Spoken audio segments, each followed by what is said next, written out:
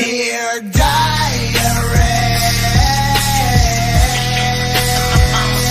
they're trying to kill me. Alright, take two. We filmed an entire fucking episode, was it last night? And ended up having to scrap it because I did not realize that the mic wasn't turned on. Because, you know, I'm an idiot. But you didn't do your opener. But, whoop whoop. They know by now. Whoop whoop. Welcome back to LHRPG. Happy? There you go. It's your boy Lil Nitro. So, you've seen the thumbnail by now. It's time. Fantasy High. How fucking long have you been wanting to do a full fucking episode on this campaign? Since the first time we sat down and decided, hey, we're going to do podcasts. Oh shit, this is only the second episode. I know. But, like, it's been So about a longer, week though, now. because for us, we've been going through every day talking about, okay, well, what are we going to do? What are we going to do? For them, they're just like, oh, click. I mean, there's not a whole lot of work involved on our end as of right now either, because, you know, we don't have all the equipment and all the fancy apps and Right. time. The programs and all Right, all kinds that of good shit. Jinx. But, anyway. So, yes, we ran Fantasy High from Dimension 20, and we're going to talk about it today. I'm going to try not to go, like, super in-depth, because we'll be here for, like, 3 days. Right. But this is not going to be a spoiler-free. If you haven't watched it on Dimension 20, go watch it before you watch this, because... Or go play it. Yeah, just get the Cliff Notes and run it for your group. But, like, as much as shit's gonna differentiate from their experience because the players are different, a lot of it is the same. So, if you don't want spoilers, either go watch it, go play it, do something. That being said, spoiler warning out of the way. Right. Shit, kick it off. Why don't you tell everybody about your character? Well, I played a tiefling who was half elf named Bex Applebee's. Love that fucking name. I straight stole that from Allie's character. But basically, I was the punk, wannabe edgy, get the fuck away from me, who hated her mother because she was a slut. I wouldn't call her a slut. Well, that's what my character called her. Basically, you know, she was raised by two elves, her mom and her dad, until she hit puberty, and then found, you know, grew a tail and shit, and found out she wasn't an elf. I mean, technically, Like, her dad was not her dad. And literally, that's how she found out, and that fucked with her head. So she hated her mom, and like she loved her dad still. She got to see him all the time. Her parents, didn't they divorce? Yeah. Her parents got divorced because, you know, spent all this time raising his daughter. Come to find out, it's not his daughter. His life. How did Galir take that though? Oh, as far as he was concerned, I was his. You know, like that's top level. You know. Dad model right there.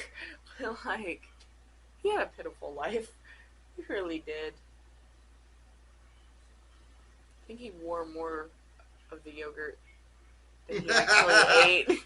Oh, for sure. The fucking yogurt. Oh, for sure. No, the yogurt. The yogurt. Would you like some yogurt? We need to eat it soon. It's going to go bad in a day or two. I bought too much. There were fucking yogurt stains all over his shirt. Oh, shit. It's day one. You remember first day of school? Mm-hmm. You'll go through the first day of school. Well, I missed the bus. Yeah. You missed the bus. Because I was upstairs smoking a cigarette, jamming, cussing my mom out. Got a fucking fight with her. God damn it! Now you missed the fucking bus. Had to call my dad to come get me. And he gave me this. Is that like a big like rock thing? There's a purple orb. Yeah. Actually, I might have something to kind of show the scale. I guess not really. About the size of a volleyball. So about that big. Yeah, I had to carry that motherfucker around all day. They About the didn't. size of my head. Yeah, did not give any real fucking explanation or nothing. He was just like, "This is for you." And No, he did. He told you it was an arcane focus, and you could use it to hold concentration on spells. That's all he told you. But I was so curious as to where the fuck it come from, and why this was what, like not Do you want a like backstory staff. on the orb or something? No, like I was just so confused. Like, okay, not like a staff or like a charm that I can wear. No, this big ass fucking ball sized orb I gotta carry around. Thanks, Pops. But She's like, thank you. I was so confused. Like, do I have to carry this around all day? Like, can I? Yes, you do. I don't think it will fit in your back. I think that's exactly how that went too. No, I think it was, you said, I'll put it in my backpack. And he goes, I don't think it'll fit, but good luck. All right, it didn't either. It didn't. And then I had you roll for it. having to fight while holding that was not easy. Well, it is when you're a spellcaster. Got the tension. Yeah. And your ass whooped. The first day, I went to the library and saw this book in the restricted area about devils, wasn't it? Yeah, there was stuff in it about devils, but for the most part, it was it's just a book of magic. More than it's what's the word? Restricted magic. The ward in the school that prevents conjuration magic on school grounds is in that book. Okay.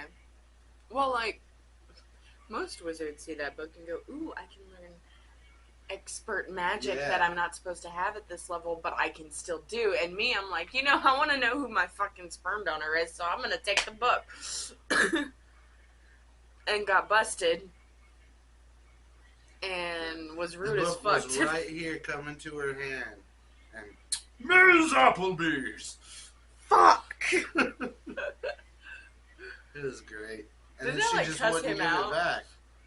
Yes. A few times. Like, could you, like, leave me you the had fuck alone? No respect I for him really did at not. all. I hated that motherfucker. From day one.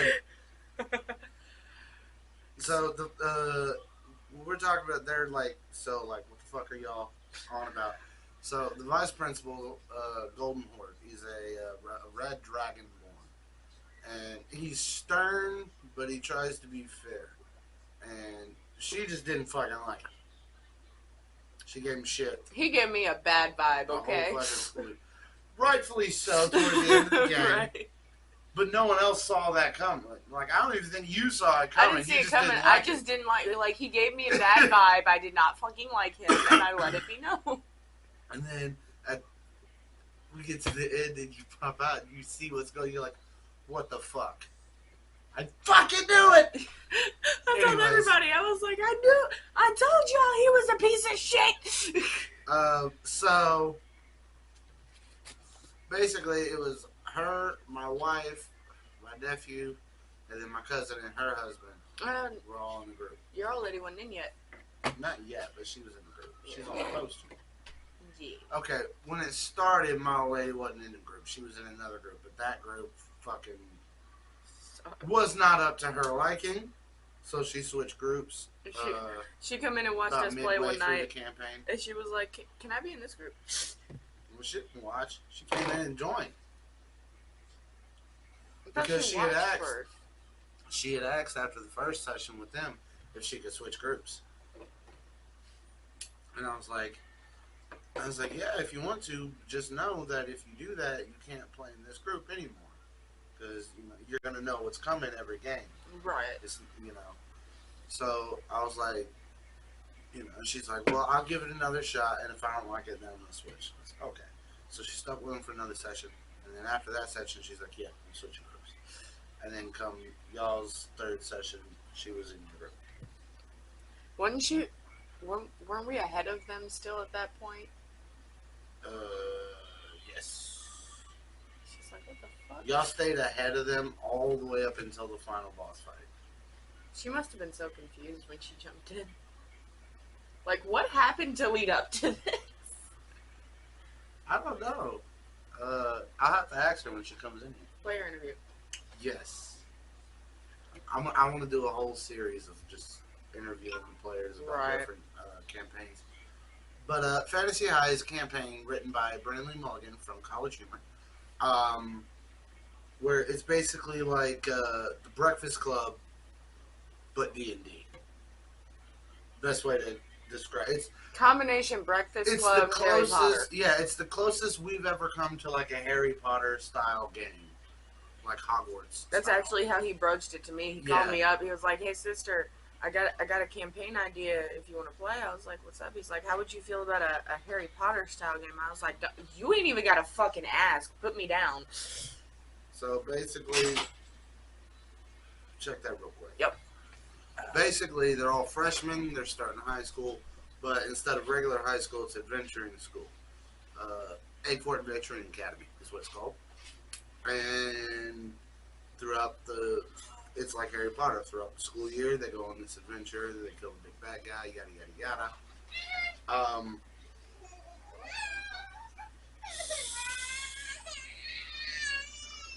What happened? She was up on the table with Legos. Zoe. And then got mad when I put her down and told her to go watch SpongeBob. So the main plot of the campaign is that local girls in town are going missing. And basically their job is to figure out what's going on and stop it. Pretty simple synopsis, but it's what you do with it that counts. So, go ahead and tell them what happened during and after detention. You want to do the voice? Well, better yet, before we get to that, let me go ahead and introduce the rest of the players. Yeah, the rest of the party is kind of important. The main characters. So we have Bex here. My wife was playing Abra Faith. Again, most of these I just ripped off of Brennan's player character things. I mixed a few things up, We did our own read things out with some them, general though. shit, and said, pick one of these you think you would like to play. They picked one, put their own spin on it, and we ran with it. Didn't you give us just the last names? The last name and a little bit about the home life. Yeah. But, so, Abra was a blue dragonborn who was adopted by gnomes. Blonde hair. And, yeah, so she was new in town. She had just moved to town. Then we had my cousin Annie was playing a fairy named Zarina. I swear she was essentially Tinkerbell. Oh, yeah. For sure. And she actually, her family tied into the plot quite a bit. She We'll get worshipped into that. a corn god. Yeah, Helio, the god of corn. Which was funny for that her first parent, account. her father was a paladin, her mother was a cleric, and they worshipped Helio. So that was her upbringing. She was real churchy. You're really kid. funny considering the first combat. Very funny. And then her husband was playing Zandre, the red dragonborn pirate son, The rich kid. the rich kid. Hold on. How did Bex put it? The money. The money. And then my nephew was playing Tim, the Loxodon barbarian. His girlfriend was one of the girls that went missing, and his mom was a cop investigating. So, I think 3 of you, or was it just 2 of you that got detention? 2. It was just you me and Tim? Doyen. Yeah, it's you and Tim got it. So what happened? Go ahead. Well, we were sitting in detention, and this little dude starts talking to us. Mr. Gibbons. You want to do the voice? So, wow. How do we all feel about what we did? Basically, he's like, how do we feel about what we did? Alright, yeah. And He said his Tim said something Okay. along the lines of, I don't care, I shouldn't be here. I just stuck up for myself, or something like that. What happened with him, when they got there, Okay, that's it. That's it. sure, Okay, so this cheerleader and her jock boyfriend were at the front of the school passing out these orientation flyers. it wasn't orientation. It was a petition to get prom queen and king back. That's right. Okay, Because they had abolished it was the right prom queen. before orientation. Yeah. Okay, so as we're all approaching the building, they're handing out these flyers, and she hands one to Tim, and he looks at it, crumples it up, throws it in her face. So naturally, Dane steps up to defend his old lady. They get in a scrap. Principal sees it. Lets the jock off and sends him to detention. Well, because he started it. So it was just these two in detention, I guess. But he said, something about, I shouldn't be here. I don't give a damn. Yada yada yada. Didn't I And say so- something snarky about something. Goldenhorn? Something. And Mr. Gibbons goes, "Wow, powerful feelings all around. I think we should process that." And that's when you hear the boom. Yeah. So we hear wasn't it the bang and then the scream? It was just a scream. It was just a scream. Just a scream. We heard this loud ass scream, and we rush, following the sound down to the cafeteria. Because we're like, okay, we're nosy. Let's get out of detention. Let's go look.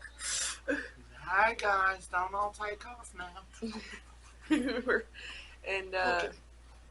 so we get in there, and the lunch lady, Doreen, who I fucking loved her. At lunch, One encounter and she was sold.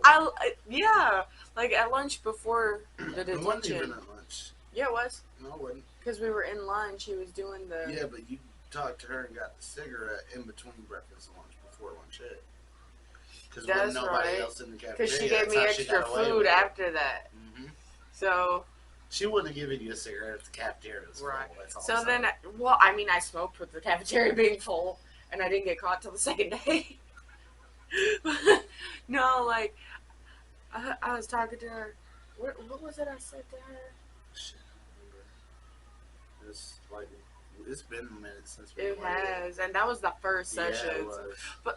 I said something to her, like, compliment her or something. She was like, "Ah, you're so sweet," And I was like, and I saw she had a cigarette.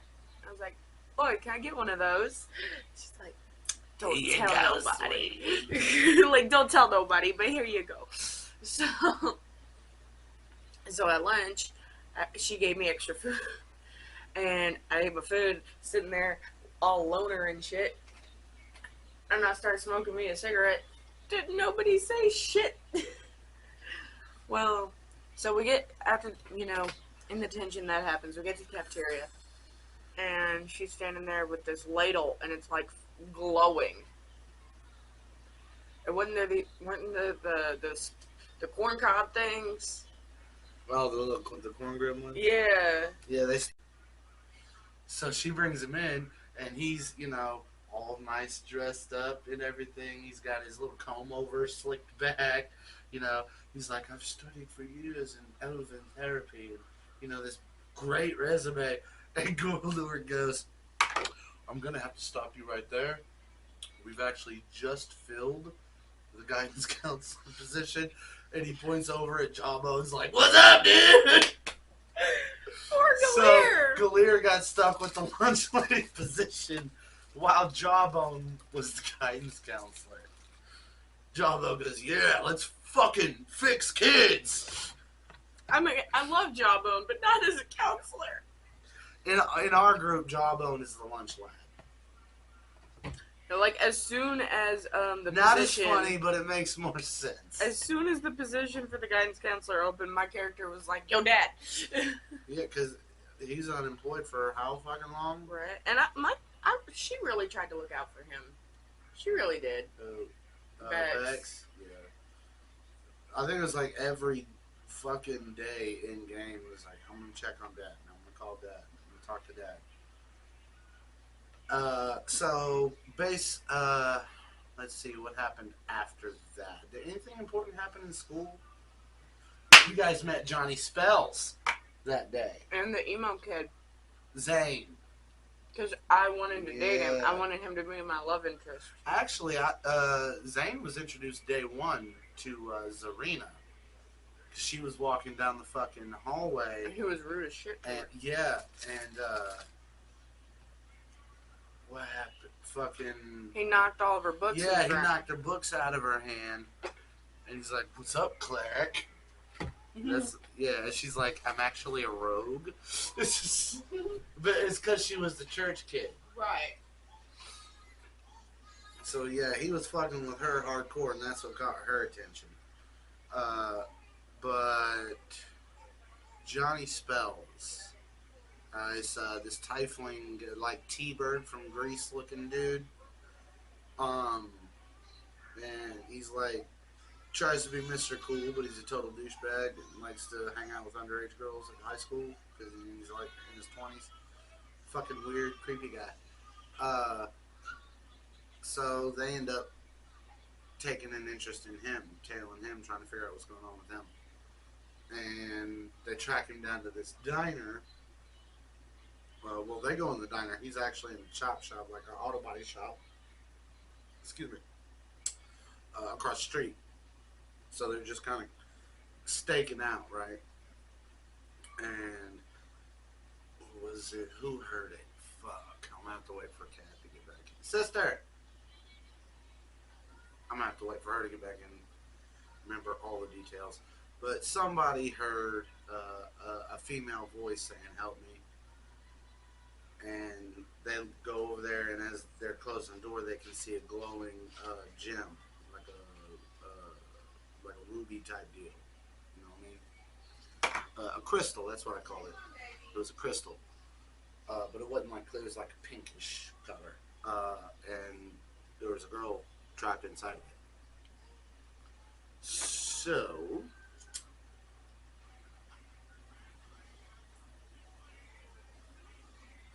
they decided to go over there and save her, as one would do in this game. So they come over, and they go over to the thing, and Bex knocks on the door to try to, distract them and shit, and she's talking to them, and they're trying to, the rest of them are getting good luck to see what's in there, and as the guy goes to leave, the door was kind of left a little cracked, and she seen the bag, and it had the crystal, some keys, and a little black book. So she mage hands all that shit, and they dip until they find a nice little red and black hot rod parked outside and decide, let's take it. So they hop in the car, and as they're starting the car is when Johnny and his goons come out of the fucking chop shop and see them stealing Johnny's car. Roll initiative. So they had this amazing fucking battle / high speed chase down the fucking highway. Epic fucking combat. Not lit. Can you hold him for just a second? Yes. Not lit. I gotta make him like half of a bottle. He's having trouble. Oh. So I gave him some of his gas medicine. I'm gonna give him a little food to try and work it out. Yeah. Hey, brother. Y'all see my little nephew? Hey, Junior. How you doing? We're talking about D&D. Yeah. You want to talk about D&D with us? Huh? Yeah. I'm telling a story about how your mommy killed a demon dude. Yeah. Did you know that? Yes, she did. Mm-hmm. Yeah, she hit him with a bunch of magic, and her buddy shot him and stabbed him a bunch of times until he died. I Yes, he used did. hex. You used hex? Hex. She cast hex on him. Yes. Yes. It's a buff/debuff spell. Yes, it is. He is so invested. Is he? He is so invested. So then, guess what happened after that? Then your mama and all her friends robbed the dead boy. Yeah. Stole all his stuff. And crashed into a mailman. Yeah. They met a nice mailman. And the mailman gave them a ride to the ice cream shop. Yes, and did. And they had ice cream. That's cool, huh? You'll have ice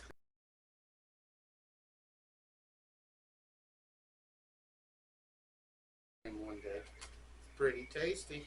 Uncle Drew gonna give you a Klondike bar. How would you like that? Yeah. That's the bestest ice cream treat in the world. I still have that towel. You've never had Klondike bar? Really? Really? Get him situated. I have one left. Well, hold on. I'll get it after I finish eating. Come on. Because you went for... I don't give no one my last Klondike bar. You went for a treat today. My sister has never had a Klondike bar. Oh my God. You guys are going to witness history in the fucking making here today. So, epic combat. They steal all their shit after everyone's dead. Fucking bodies all over the road. This is the best part. Xandre calls his pirate father and says, "Hey, Dad, we got a bunch of bodies out here. You think you can call the cleanup crew to get rid of all the evidence?" So they worked on that. So that was the second combat, and we do milestone leveling. I don't like XP leveling. Too much math. Too much of people not being balanced for the shit. So I just do milestone. So they got a level. I had it set up. We were doing two battles per session. We run really long, so like 10 to 12 hour sessions, really long sessions. So we would do like, I'd say, we would do what, 3-4 hours of, what the fuck do we call social interaction, and then like 2 hours of combat, and then 3-4 hours of social interaction, 2 hours combat. So by the end of each session, everyone had gained, I think, like 2 levels. So we got up pretty high. What did we do after you guys beat Johnny? The warehouse. No, I mean investigation and roleplay wise. Before, I don't want to just go through Graveyard. Because I'm not even really describing too much of the combat. No, that was the night. Oh, we skipped over my dragon. See, now they know. You didn't give any lead up. Sorry. So that orb that I got, first while night. you tell this, I'm gonna go to the fandom for the cliff notes, and then I'll be able to remember what happened. First day of school that night, the orb that Galir gave me cracked open, and a purple pseudo dragon hatched from it. Wasn't that my familiar? Yes. So I had a little purple pseudo dragon familiar. Who you shared a telepathic link with. So actually, that is what helped me cast Hex on Johnny spells. Because the pseudo dragon held concentration for Hex Did while you I was know casting Dimension other 20 spells. is on IMDb? I did not know that. Labeled as a TV show. Huh? A D&D TV show. Even though they're not on TV. That's awesome. That is awesome. Maybe it will be called a TV show one day. Oh yeah. TV podcast. That's our goal. We're going to be a TV podcast. We need subscribers. Like and subscribe if you like this video. Leave us a comment. Letting us know anything else you'd want us to cover. Right. Now, back to the podcast. But yeah, I think it was the graveyard after spells. It was either the graveyard no, it's not the graveyard yet. or that bar. Nope. I'm looking right now. Boom. Because for every 4 sessions that Brennan ran, I ran 1. So our second session What? was their fifth session. What do you need?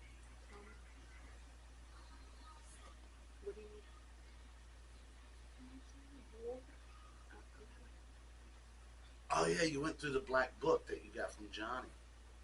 It had the names of all the missing Yeah. girls, and then his monthly schedule in it. Do you remember anything interesting about his little black book? Wasn't there like one day every like week or every 2 weeks? It was the third Friday of every month. Yeah. You remember what it was? Wasn't it just like a big W or something like that? I said tea time. Tea time. Where am I getting W? W for warehouse. That's where my Maybe. brain was going. It was just a capital T. Maybe that's why, because it was one letter. T and then time.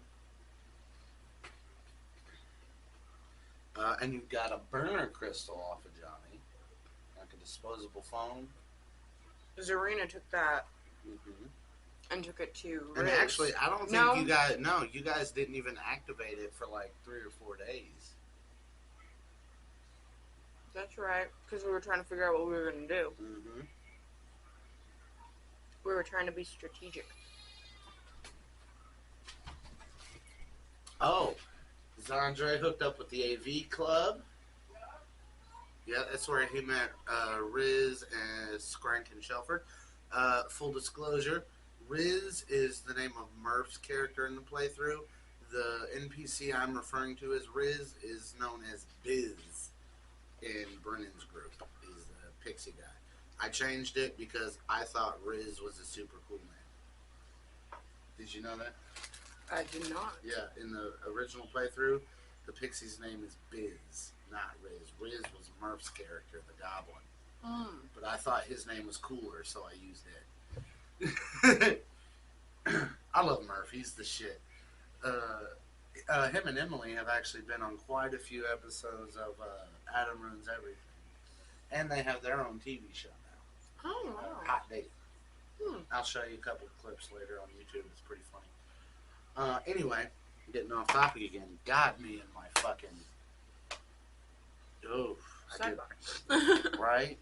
Anyway, so he hooked up with the AV Club so he could try to have...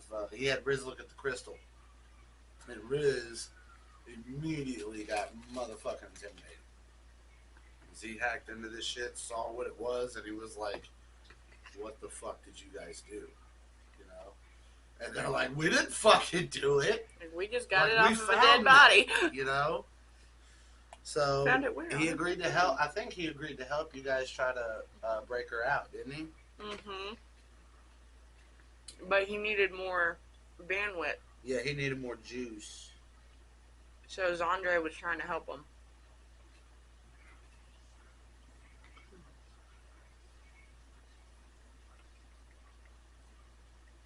You found out the name of Johnny's patron, Gorthalax, the Insatiable. Kept hearing voices in my head. They sounded like this. Kept freaking me the fuck out. Bags. You Stop. need to find me. Thought I was going crazy.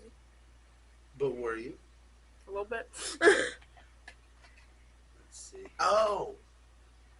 Zandre and Tim both actually, they met Zelda that day, the Seder girl, Yeah. because she tried hitting on both of them and they weren't going for it. Tim wasn't going for it because he already had a girlfriend. She was just missing. Zandre was trying to sleep Zandre with his was- housekeeper. No, Zandre did sleep with his housekeeper. Zandre actually, I believe, ended up with a different NPC later on, which we'll get to when we get to the bar, because that's where they met. You said he slept with his house creeper. Did I? Mm-hmm. Well, he's underage. She is a house creeper. I don't give a fuck if you're a male or female. If you're an adult and you're sleeping with a minor, you're a creeper. Cradle Robert. Now, full disclosure, if I was a teenager and that was my housekeeper, I probably would have too, because she looked like Bridget the Midget, the porn star. Like legit Have you passed a s- picture around the table. Any juggalos watching this, if you've ever seen Big Money Rustlers, Shaggy's midget girlfriend, that's what his housekeeper looked like. You would You have. mean Big Money Hustlers? No, Big Money Rustlers, the old Western. Mm. No, he was with Missy in Big Money Hustlers. We're not the one with the. She kind of looks like one of our players. Yeah. And the other one looks like a hot female version of me. You know, real short. But she's literally a midget. Right. But anyway, that's way off track. God damn, now you're doing it. It happens. Let's see. Oh, Tim went off very first thing, second day, to try to find Dane and kick his ass for absolutely no reason other than to establish dominance. Literally, he said, so what are you doing? I'm gonna go find the dude from yesterday. Roll for it. Nat 20. You find him. Actually, I believe, too, on the first day, I think Tim and Zandre both tried out for the Blood Rush team on the first day. Zandre only did it because his dad sent him out. I know. I didn't say he wanted to, but he did. And Tim made the team, and Zandre didn't, which I think he appreciated because now he had an excuse to be like, hey, Dad, I'm sorry, I tried, I didn't make the team. Yeah, but then his dad was like, I'm gonna call him. Yeah, Bill was pissed because he fucking bribed the coach. We were sitting there at the very beginning, and he goes, he's sitting there, he's like, you know, you can get on the Blood Rush team. And, you know, Zandre's like, yeah, I think I could. I'm pretty good, you know. And Bill goes, yeah, well, you know, in addition to your skill and your talent, I've also paid a handsome sum of money to Coach Taylor. Right. An illegal bribe, you see. So, Not subtle at all. at all. There's no subtlety in Bill Seacrest. Like, he would say something that seemed like he was about to point to something subtle, and then he'd stop and go, like murder, you know? Like, I remember there's one particular time when the lawyer was at the house, and someone said something about him being a pirate, Yeah. and Zandre tried to cover it up in front of the lawyer so he didn't look bad in front Right. of the lawyer. And he just looks up and he's like, are you ashamed of me, boy? He's like, no. He goes, then why not say what I am? So you don't I'm get a arrested. pirate, lad. He does not give a shit. Right. Bill knows who Bill is, and he's proud of it. I think that's why he's my favorite NPC from that campaign.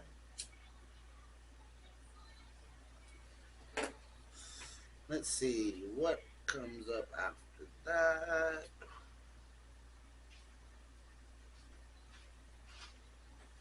Oh, you guys met Sam that day. Remind me. The Genasi, the water Genasi. Ah.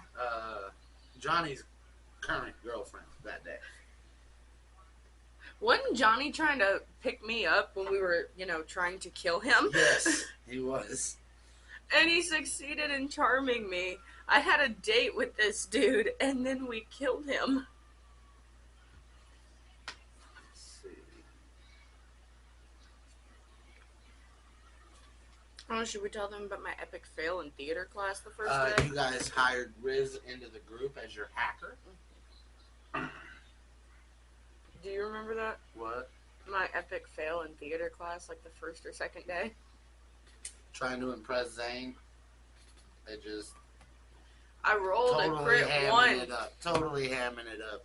on my performance check. I rolled a crit 1. Picture you're doing you're auditioning for a part and you're using a monologue from No, I had like. to use a song. I was using. I'm just giving an example.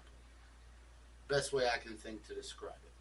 So picture you're auditioning for a part, and the material you prepared is a monologue from like a Shakespeare play, right? This would be how she performed it. Are you ready? But soft, with light through yonder window, break. Like really fucking hamming it up. I believe what I did was a song from Sweeney Todd. Oh my god. And I had to intentionally butcher it, and he made me play it out. So I had to stand up in front of the whole group and go, which one was it? Nothing's gonna work. Like a fucking dying seal. And the guy she was crushing on is looking at her like, What the and fuck? she turned red. Now you might say, she's a tiefling. Isn't she already red? No, she's purple. And she turned red. All the blue pigment left. All of it. Like, you just saw it drain away. It wasn't like when people turn red and you see it go up. No, you saw the blue go down. We forgot one more item. We forgot to mention one more item we found on Johnny's spells. The switchblade comb. I got that, I think. You did. I actually went out and bought a prop for it. Yes, because throughout the whole game after that, I was sitting there. Yeah, it was perfect time because I had just introduced the item, the artifact, and then the next It was like the day Dollar after we were Tree? done playing, no, we were at the mall, and we went to fucking Spencer's, and I seen it on the shelf, and I was like, I don't give a fuck if it's $50. I'm getting it. It was like $6, but I was like, that's a fucking switchblade comb. We have to get that for the Right. game. So I did. I got it, Which it was And just a then- little plastic cheap thing, but it was perfect. and it worked. Hmm Until, like, after the second session we used it, one of my kids got a hold of it and broke it. But it was great. But the whole thing with it is the comb was Johnny's phylactery. Johnny's a warlock. He serves Gorthalax. So, as part of his pact, Gorthalax made him put his soul into this comb.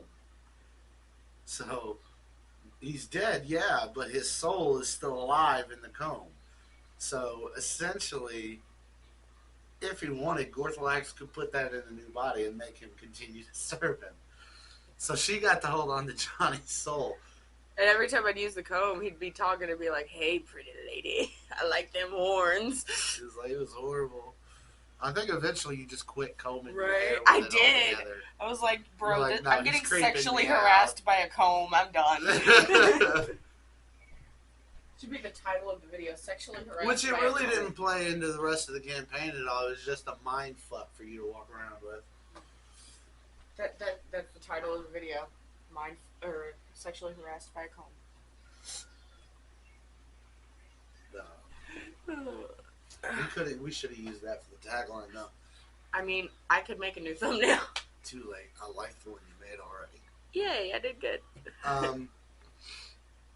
All right. So what else happened that session? Did we do the warehouse that one or the next session? That's what I'm looking for.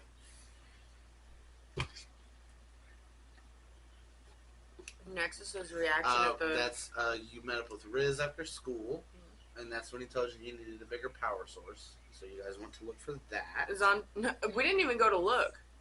Zandre was like, "How much you need? How about this much? Hey, my buddy Riz is gonna come pick this up. Put it on my tab." Okay, so after all this, you guys finally activated the burner phone, and as soon as it was activated is when those texts came in. And I have the text receipts right here. Would you like me to read them? Please do. So I'm gonna see if I can remember what we replied with. If not, we'll see. Okay. Right. So the first one that come in was, "Page didn't work. We need another one." That was it. Page didn't work. We need another one. Do you remember what you said? No, No.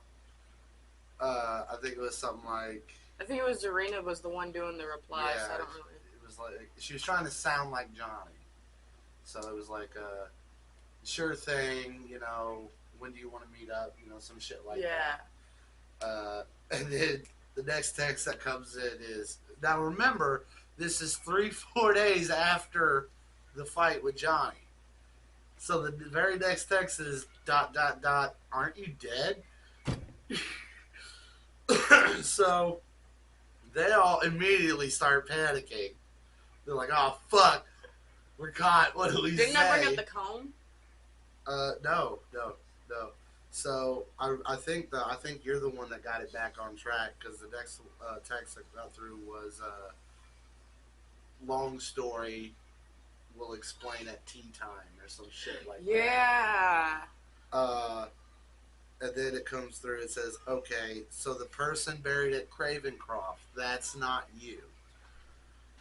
And then Like my body. well, they maybe. said something like, "Too much to text. We need to meet up." Some shit like that.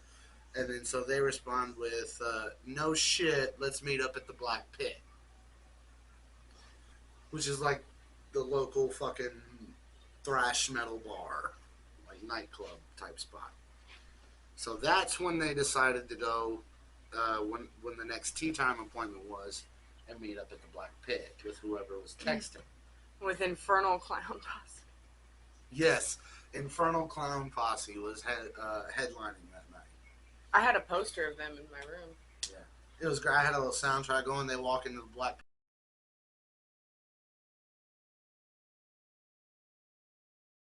So they go through that battle. The DJ ended up being a lich that was controlling everyone, making everyone vamp and wolf out and shit. So they took care of him, got everything back normal, get the fuck out. Zandra got Tracker's number, get the fuck out. So the next day at school, they're all talking about, what went down, and Zelda overhears them. And she's like, you guys talk about Zane? And they're like, yeah. And she's like, yeah, he didn't come to school today. Like, ain't no one seen him. So they figure out, I forget how, but you figured out where he lived. You went to the cemetery because she said he hangs out at the cemetery. Yeah, we ran into the creepy groundskeeper. Yeah, Sylvester. And then all the fucking birds. The and I was owls like, and yeah, rats I was like, yo, this shit. is weird. We need to dip the fuck out. So they go to, he gives them the address to Zane's apartment because he was emancipated. He lived on his own. So they go there. His apartment is completely fucking destroyed. His rat familiar was hiding. His rat was not there at all. Yeah, it was. Cause You found him, but he wasn't there. Where did I find him? You found him at the Mithril factory. Okay. But, so the rat was gone. The cage was open, though. Yeah, because Zane opened it to let him go. Mm-hmm. That's right. I remember that. While being attacked. So... It was like, I must free my friend. So they get all the clues from there. They track down to the Mithril factory. I don't want to give too much of what they find away in case some people want to watch it or play it. I do want to touch on what happened in that battle, though. So they go to the Mithril factory, and basically there's a bunch of skateboarding dwarves there. And they get into a combat with them and this big-ass pavement golem that they summon. Halfway through the fucking combat, we find out these aren't just dwarves. These are children. Middle school children. And as he says that, my immediate reaction, I swear, Nexus was a lot better than me at this. Because, like he said, he was trying not to kill them, and as soon as he said that, my immediate reaction was, okay, you see those cracks with the acid in the ground? Yeah, let's just dump their bodies there. No one will know. There's no evidence. And he goes, that's fucked up. They're kids. Right? It is fucked up. They were like 6th grade. I was like, well, we already started killing them. What else are we going to do? The oldest one there was Toric, and she was an 8th grader. We had already killed like half of them. What more were we gonna do? You know what's horrible? What? Toric is supposed to be an NPC in sophomore year. She would have been a freshman, but you guys killed her, so she's not going to be in sophomore year at all now. We screwed up a lot of stuff, though. Yeah, you did. Yeah, y'all fucked me over quite a bit. He spent 2 years prepping this campaign. And the first session, he looked at us as we were getting ready to leave. He goes, you know what? I just want to say, fuck you all, because I had to improvise about 80% of that after spending 2 years building this shit together. And I was like, damn. Again, full disclosure, I didn't do most of the work. Most of that 2 years was me collecting the minis I was going to need, getting the maps I was going to need prepared, getting all my notes together, rewatching the season over and over and over to make sure I knew it down pat. That's the work I did. All the writing and all that shit, I might have changed a few things here and there, but the majority of that campaign was from Brian. Yeah, but you still... It's got to be a slap in the face. It was. To fucking spend 2 years getting things prepared meticulously to just have it blown the fuck up in one night. You'll learn one of these days. You'll start running, and you'll know my pain. You I'm gonna a give me forever shit when I do start running and you play? Oh, no. See, here's the thing. A lot of people think that when a player finally decides to run, that DM that gets to play is going to immediately try to make them, like, give them shit, as payback for all the shit they put them through. Here's what people don't understand. When you do that, more than likely that player is never going to want to run again because you put them through hell. So, if you just be a good player, that player will want to run more, therefore you get to play more. And then you won't be a forever DM. Exactly. That's why I'm trying to get Dwayne into it. Because I think he'd like it. I think he would too. Okay. Let's see. After the battle, I believe you guys spent the night at Zandre's house. We did. We went over for dinner. I remember because y'all were sitting at the table and Bill goes, "So," and Zandre's like, "What are you doing?" He goes, "What? It's a little snuff powder." Just doing coke in front of the kids. See, my favorite part of that night was we were trying to get him to fund our group's adventure to take care of this situation, like support us. Mm-hmm. And he was like, he was asking a bunch of questions, trying to make sure we were the right group for his son. And my loudmouthed ass goes, "We're the perfect team. We got the brains, we got the muscle, we got the money," and points to his son, and he goes, "So, my son's the money, huh?" You know what my favorite part from that night was? What? When y'all were sitting there, and I think it was either you or Zarina one asked if he knew any sea shanties. And he goes, "Do I?" And all his pirate crew drops down and they start singing Wellerman. There once was a ship. It was great.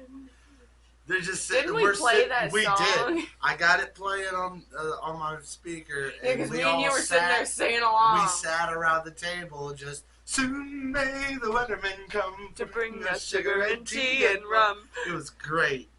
Copyright. Oh yeah, full copyright infringement there. We didn't write that. Who sings that? I don't know, but it's called Wellerman. You can find it on YouTube. It's a great sea shanty. It's fucking awesome. So the next day, you guys went back to school. Yes. I think 90% of that whole year, freshman year, Zarina spent sitting on my shoulder. Oh, I remember. No, that next day at school, Zarina had a nice little talk with Coach Daybreak. See, Daybreak was a cleric at Zarina's church, so they knew each other before she started school. He's a close friend of the family, and so she looked up to him. So she, after the battle with the corn and reading all these books that have to deal with what her people have done in the past, it's kind of like me being a white person. We all know what white people have done to other races over the course of time. We know how heinous it is, how awful it is. So it was kind of like that, where the religious following of her sect, I'll say, were committing atrocities in the past, and now she's just not learning about it, and it's fucking with her head. So she goes to talk to the coach, someone she trusts, and he basically just shoots her down. He's like, "No. If you believe in Helio, you're a good person. If you don't, you're a bad person. End of story." And she goes, maybe he's not the best person to ask. What happened after? Let me go back to my notes here. KBX Bank opened over by the school. Okay, I'm sorry. I'm sorry to keep walking out. I have a 1-month-old in the other room. And there he goes again. Oh my god. He needs his pacifier, I think. What?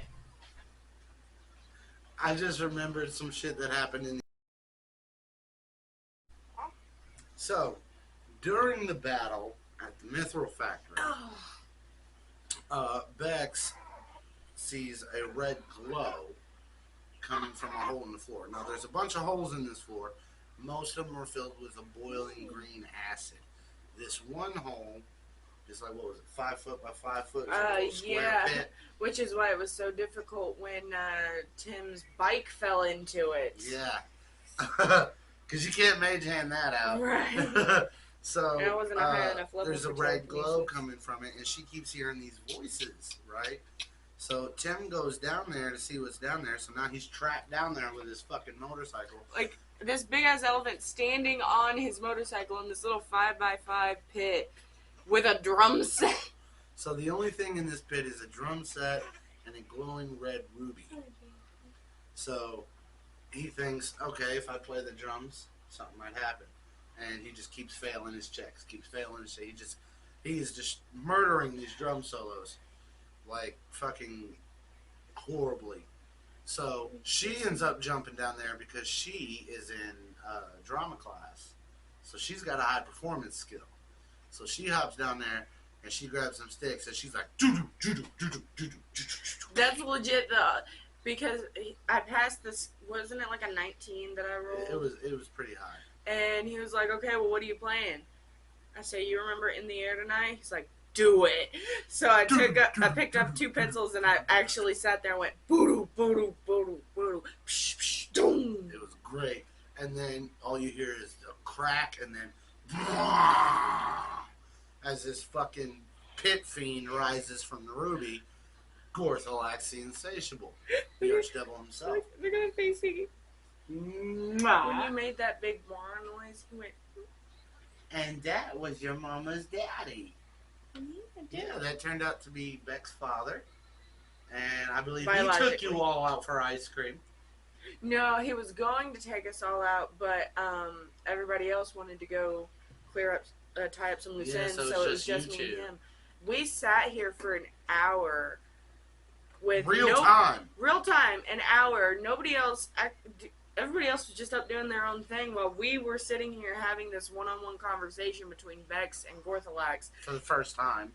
And he had to do Gorthalax's voice like that for a straight, real-time hour. For an hour straight, I was like, oh, sweetie, let me explain.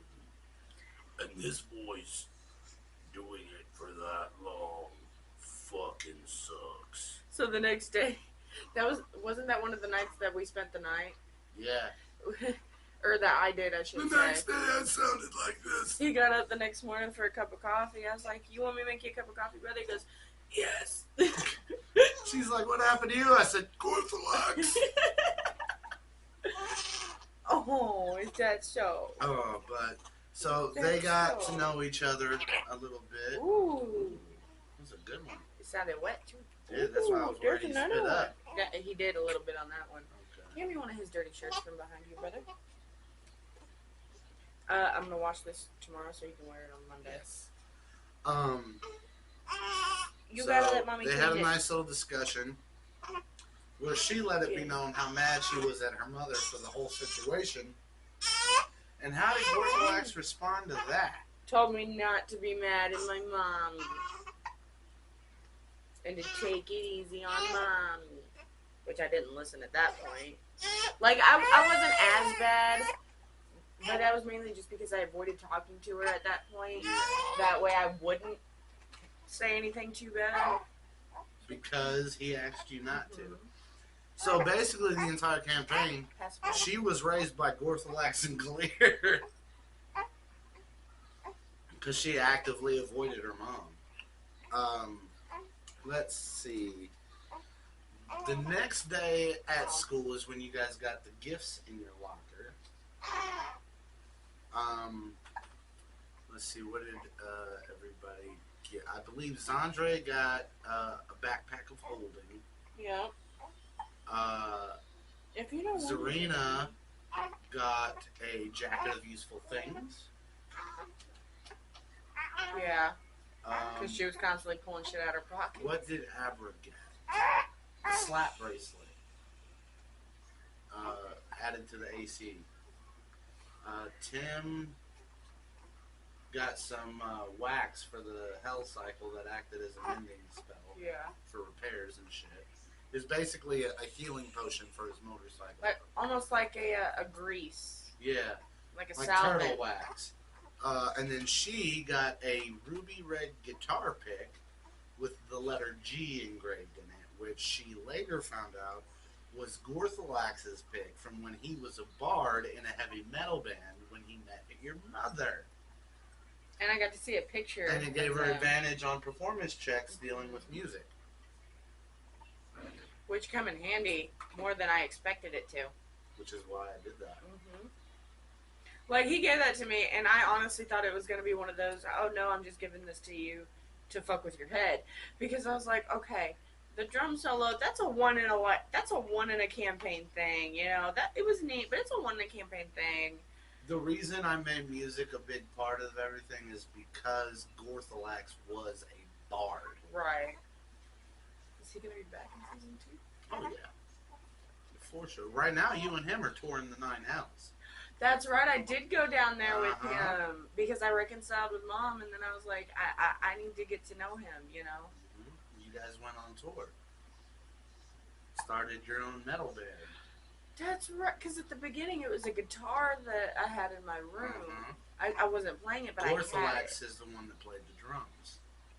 Hence the drum set in his prison. He's the one I got my musical prodigy from. I bet you if you put a guitar pick in front of my mom, she wouldn't know what to do with it. So, This is all him's wanted uncle. you found out Eggford is the one that put Gorthalax in the ruby.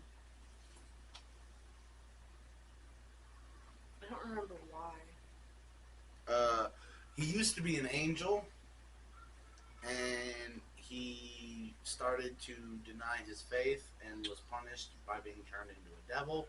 And when that happened, he felt betrayed and started going on just a straight up murder spree for vengeance. And so Eggford put him in a ruby to keep him from killing more people. Eggford's like, I can't kill you. I'm damn sure gonna trap your ass. Get the fuck out of here.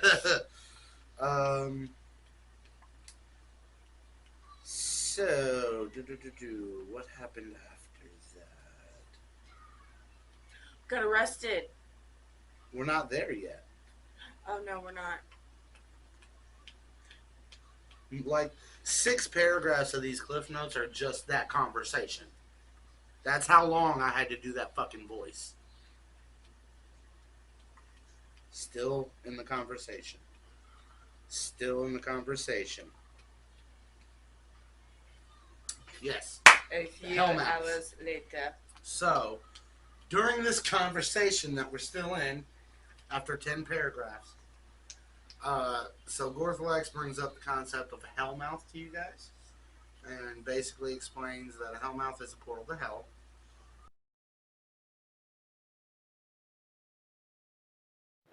So, Hellmouth is basically when someone opens a portal to hell. And they want to open one. Where's my cigarettes? Oh, shit, I can't find them. You don't want mine? No. Hey, I'm trying. I greatly appreciate it, but no. Some bitch, I don't know what I've done. You with keep them. talking, I'll look. Oh, found them. Oh, Right okay. here. So, sorry about that. So, basically, bad guys want to put a Hellmouth inside of Zarina. And the reason they want to do this is because she's considered pure, because she was chosen at birth by their god. Meaning, no matter what happens in her life, once she dies, she gets a free ticket in heaven. And if you were to open a Hellmouth inside of a person that is preordained for heaven, according to the lore of the world, that could create a world-ending event. Oh, I have. So they want to end the world because they see the world as sin, and they want to squash it out. So that's their plan at this point. I had a question about that I think I forgot to ask during the campaign, about her being destined for heaven. Mm-hmm. Does that mean, like, say she was to get brainwashed or become like a priest of Vecna or some shit like that, like Mhm. completely 360 into like chaotic evil. Would that break it? Yes. Yes. If she throws away her preordained status, she's completely no longer innocent. Now she stays her same self, but is still doing evil shit like killing people for no reason. Yeah, you can't do that. Okay, that Because made me that curious. is considered a sign of sacrilege, because it goes against the faith. Like, she can do... I should probably explain that myself better. Okay, so she could do, like... How do I... Anything that doesn't go against the faith.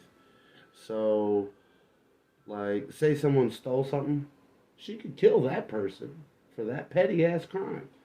Even though it doesn't fit. Because it's seen as destroying evil. Because I figured, because But, like, in she the couldn't kill campaign an she did a innocent. bunch of killing, but it never changed, and I assumed it was because, all the people that she, or It's because people or every creatures that she time- did kill were evil, and Yeah, she was it's- fixing the Exactly. problem. It was either she was eliminating evil or she was killing in self-defense every single time. But that's basically what was going on there. And we will get to the next shit on part 2. So, Come back for it. until next time, whoop whoop, much clown love, and check out the channel.